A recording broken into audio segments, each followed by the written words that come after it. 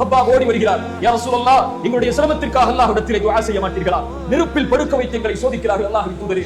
குபை வந்தார்கள். அல்லாஹ்வுடைய தூதர் ஸல்லல்லாஹு அலைஹி வஸல்லம் அவர்கள் ஒரு படைக்கு வழிகாட்டுவதற்காக அனுப்பிய போது குபைவை சிறைபிடித்தார்கள். குபைவிடத்திலே ஒரே வார்த்தை சொன்னார்கள், குபை, உன் தூதர் நீ நிற்கக்கூடிய தூக்கு மேடையில் நிற்பதாக கற்பனை செய், உம்மை விடுதலை செய்கிறேன். குபை சொன்னார்கள், என் தூதர் அவருடைய வீட்டில் உட்கார்ந்து கொண்டு அவருடைய காலில் ஒரு சின்ன முள் தைப்பதை கூட என் மனம் தாங்காத போது என் தூதர் இந்த தூக்கு மேடையில் நிற்பதை கற்பனை செய்வதை விட நான் மரணிப்பது மேல், என்னை மரணமாக்கிக் கொள்ளுங்கள் என்று குபை சொன்னார்கள். யா ரசூலல்லாஹ், யோசித்து பாருங்கள் கண்ணியத்துக்குரியவர்களே, அல்லாஹ்வுடைய தூதர் ஸல்லல்லாஹு அலைஹி வஸல்லம் சமூகம் சோதிக்கப்பட்ட காட்சிகளை, அவருடைய தோழர்கள் சோதிக்கப்பட்ட காட்சிகளை, வறுமையை கொண்டு, பசியை கொண்டு, நெருக்கடிகளை கொண்டு, குடும்ப இழப்புகளை கொண்டு, உறவுகளின் பிரிவை கொண்டு, வறுமையால், பசியால் ரசூலுல்லாஹ் சோதிக்கப்பட்டிருக்கிறார்கள், சஹாபாக்கள் சோதிக்கப்பட்டிருக்கிறார்கள். இதையெல்லாம், இந்த வரலாறுகளை எல்லாம் படித்து பார்த்தாலே எமது கண்களுக்கு முன்னால் வரக்கூடிய சோதனைகளை பார்க்கும் போது அல்ஹம்துலில்லாஹ், அல்லாஹ் நம்மை தயார்படுத்துகிறான்.